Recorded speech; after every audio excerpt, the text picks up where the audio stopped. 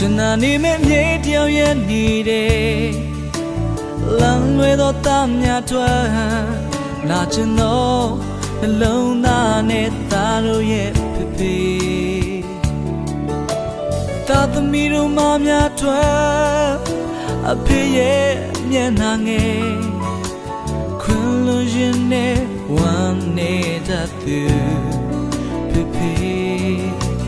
သားသမီးတို့ကိုခွင်လို့ပေးခဲ့တယ်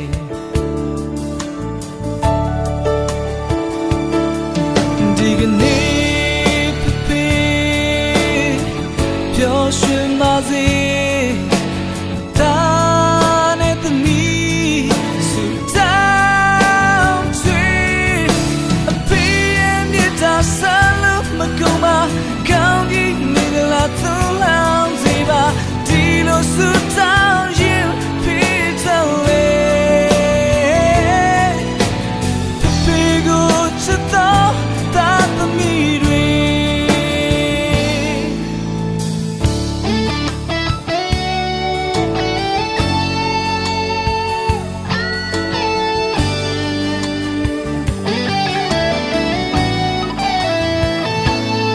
လေတော့လဲစိတ်ချလို့နေသလား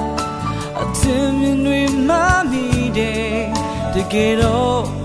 သားနဲ့သမီးတို့ရဲ့အနာဂတ်အတွက်ပြန်လေဖေးမချောမောရင်သုံးသင်ကဆုံးမတဲ့ချီသူပဲဖေဖေရဲ့နေတာတွေရဲ့